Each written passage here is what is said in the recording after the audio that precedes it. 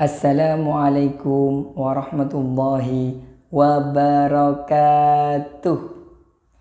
Bismillah, alhamdulillah, la hawla wa la quwata illa billah, amma ba'du.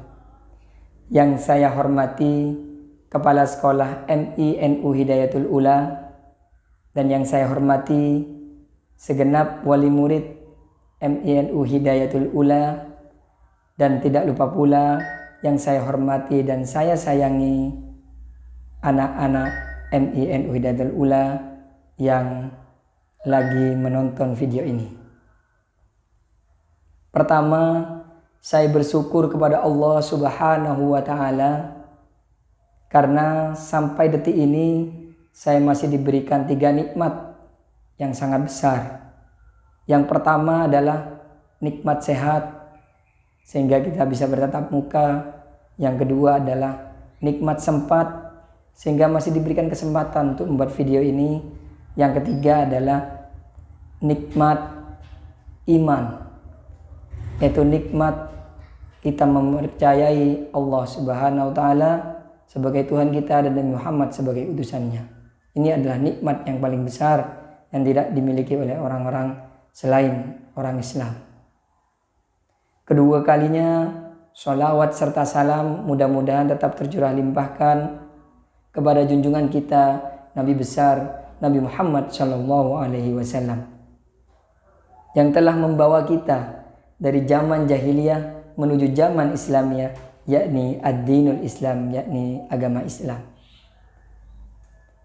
Anak-anakku yang dimuliakan Allah Subhanahu wa Ta'ala, pada kesempatan yang penuh dengan mubarakah ini, saya ingin menyampaikan materi tentang zakat fitrah dengan sederhana.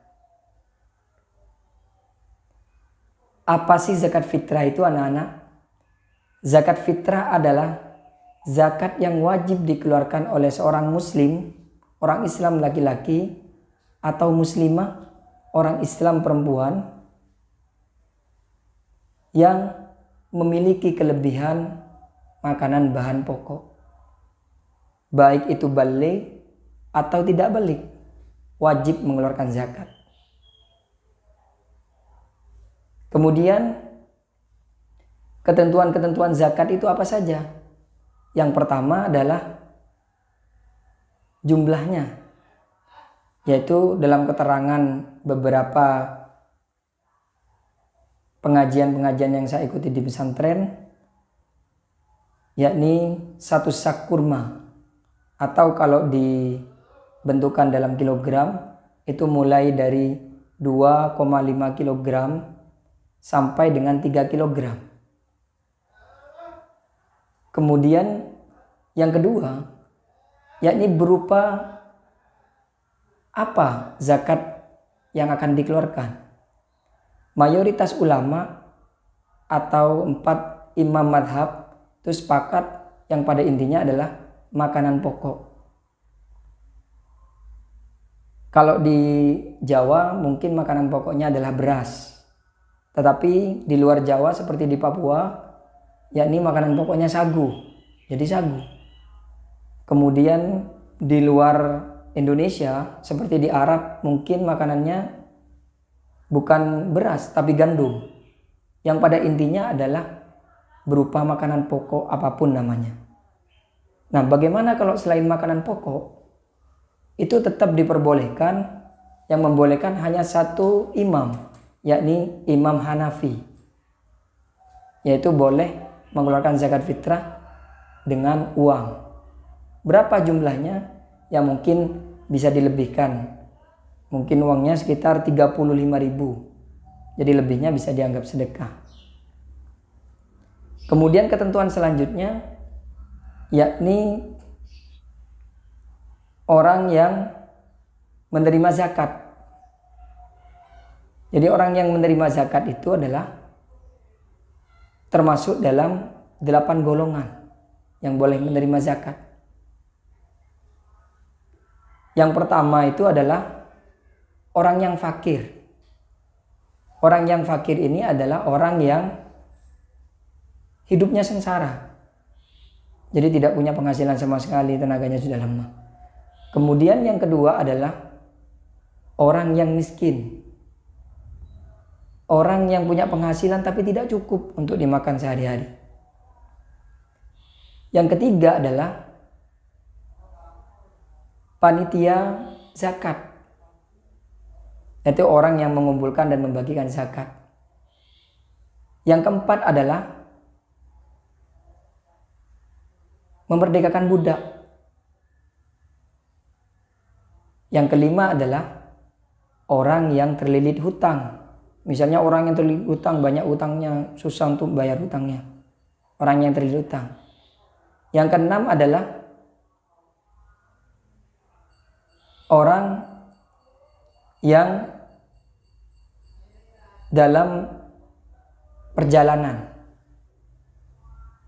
tapi kehabisan bekal, sengsara dalam perjalanannya, yaitu disebut dengan musafir.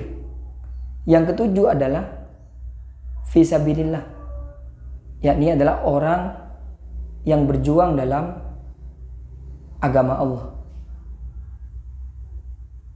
Kemudian niatnya untuk zakat fitrah apa? Yakni niatnya adalah nawaitu